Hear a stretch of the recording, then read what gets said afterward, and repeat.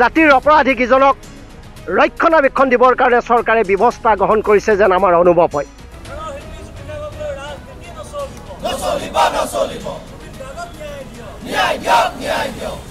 জুবিন গাৰ্গ আমাৰ মাজত নাইকিয়া হ'ল। এই কথাটো জলজত পটপটকৈ ওলাই যোৱাৰ পিছতো তেওঁলোকে কোনো ধৰণৰ এই অপৰাধী কিজনৰ ওপৰত ব্যৱস্থা গ্ৰহণ কৰা নাই।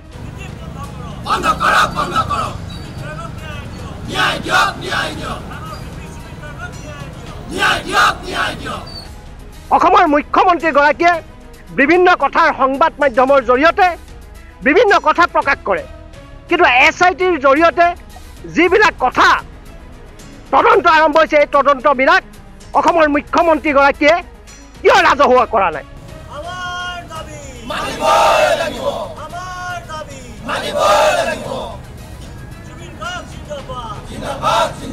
অসম ছাত্ৰ সন্থাৰ আহ্বানত আমি আজি সদৌ শিৱসাগৰ জিলা ছাত্ৰ সন্থাই জুবিন গাৰ্গ ডাঙৰীয়াৰ ন্যায়ৰ দাবীত আজি এই অৱস্থান বিক্ষোভ কাৰ্যসূচী গ্ৰহণ কৰিছোঁ। শিৱসাগৰ জিলা ছাত্ৰ সন্থাই জুবিন গাৰ্গৰ ন্যায়ৰ দাবীত আমি ধাৰাবাহিকভাৱে প্ৰতিবাদী কাৰ্যসূচী গ্ৰহণ কৰিছোঁ। আজিও সদৌ অসম ছাত্ৰ সন্থাৰ আহ্বানত এই কাৰ্যসূচী গ্ৰহণ কৰিছোঁ। কথা এটাই, জাতিৰ সম্পদ হিয়াৰ আমঠু প্ৰাণৰ শিল্পীগৰাকীৰ ন্যায়ৰ দাবীত আজি আমি এই কাৰ্যসূচী গ্ৰহণ কৰিছোঁ। যেতিয়ালৈকে আমি জুবিন গাৰ্গৰ ন্যায় নাপাম তেতিয়ালৈকে সদৌ অসম ছাত্ৰ সন্থা আৰু অসমৰ জনগণে জুবিন গাৰ্গৰ ন্যায়ৰ দাবীত আমি ৰাজপথলৈ ওলাই আহিবৰ কাৰণে আমি সকলো সময়তে প্ৰস্তুত আছোঁ।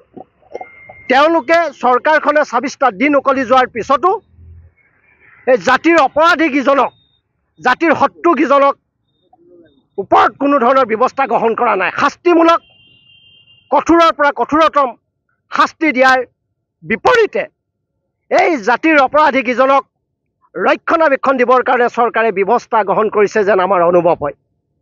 বিভিন্ন ভিডিঅ' ফুটেজ থকাৰ পিছতো জুবিন গাৰ্গক তেওঁলোকে অৱহেলা কৰাৰ কাৰণে জুবিন গাৰ্গ আমাৰ মাজত নাইকিয়া হ'ল।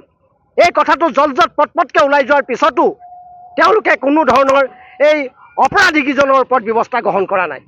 আমি কিমান দিন ৰ'ম? অসমৰ জনগণ হিয়াৰ আমঠু জুবিন গাৰ্গৰ ন্যায় দাবীৰ কাৰণে আমি কিমান দাবী উত্থাপন কৰিম? চৰকাৰখনে কিয় তেওঁলোকৰ ওপৰত মৰমৰ দৃষ্টিৰে চাইছে? জাতিৰ সম্পদগৰাকীক ন্যায় দিব পৰা নোৱাৰাত অসম চৰকাৰে চূড়ান্তভাৱে ব্যৰ্থ হৈছে।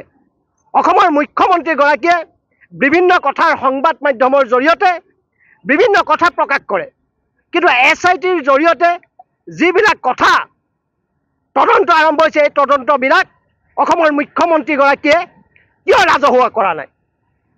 মূল কথাৰ পৰা আঁতৰাই নি জুবিন গাৰ্গৰ ন্যায়ৰ দাবীটো পুৱাৰ পৰা আঁতৰাই ৰাখি বিভিন্ন কথা ক'বৰ কাৰণে তেওঁলোকে ব্যৱস্থা গ্ৰহণ কৰিছে। কেতিয়াও এই কথা মানি লোৱা নহ'ব।